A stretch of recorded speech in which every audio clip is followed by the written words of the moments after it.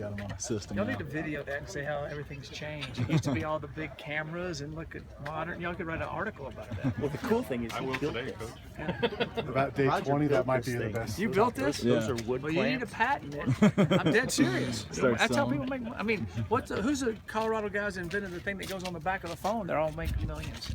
There you go. That little pop-out deal. That you hold? Yeah, that's a Colorado person.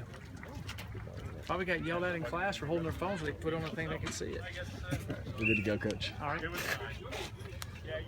Yeah, we had today was a what we call a Spiders Day.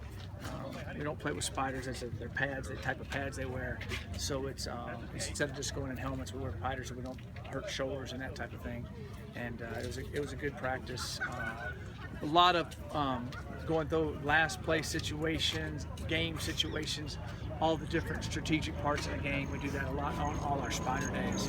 We keep going over that, and then we practice with the scrimmages and different things. But this is a day to teach them, go over them, and do them that way.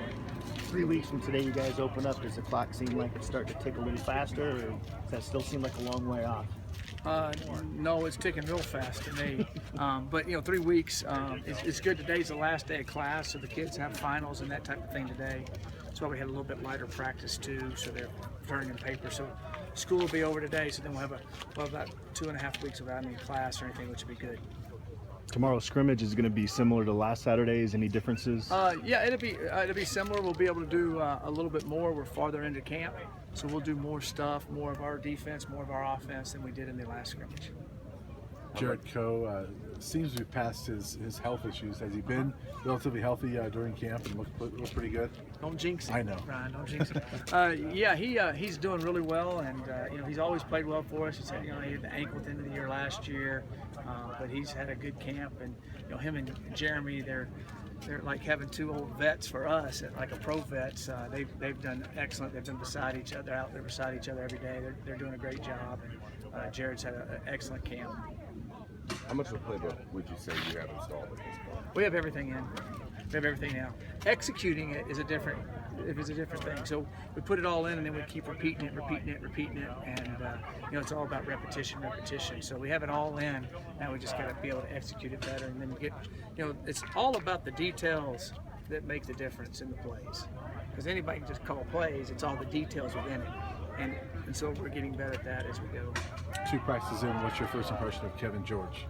Well, Kevin really hadn't been able, he's just been, because he has to do the acclimation period, so he's just in a helmet. So yesterday he didn't get to do as much. Today he did a little more.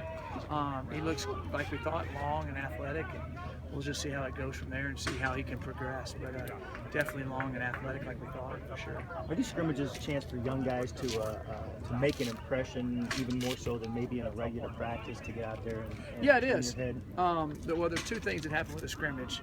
And I do it a lot of times in practices. I say, coaches, get off the field. So they're not out there coaching them. You can see what they know. See how they can handle it. If they make a mistake, how they can recover, how they can adapt to things out there. And not have a comfort zone, no comfort blanket out there. They're all there if they're by themselves. So when you do a scrimmage, it's even more of that. So it's more of a game situation. So that's where you see a lot of ability to handle situations and to how they handle if they do something bad. Can they bounce back? Are they hanging their head? Because football, the next play is the most important. That goes with any sport. You don't want to let the last play affect the first play, and that's kind of where you're able to do that because there's consequences. In a practice, you're running up and running another play. It's not like a drive keeps going or a touchdown really happens. It happens, but not the same as it is in a scrimmage. Have you heard back if you're going to be able to use that Sebastian Oliver scholarship for somebody No, else? we haven't heard back yet. Would that theoretically give you 2 then for walk-ons if you are able to use that? Yeah, theoretically that would give us a 2 in that situation.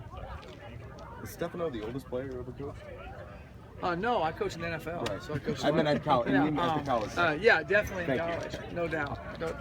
What is it like coaching such an old guy in college? It's good. He's just like one of the guys. He played pro soccer for a long time and came. And he's enjoying it. And the only thing I tell him is make sure he's taking care of his body. He says you're older than you used to be, and so he's done a good job of that. We got him on a cycle of kicking and everything. He's done really well. How close is Kyle Evans to being able to practice? He was getting tested again today by the trainers and everybody, and see how that testing goes. And he might be able to start doing a little bit of stuff next week if that all goes like we hope. He's doing really, really well. Anything else for Coach? All right. Thanks, guys. Appreciate it.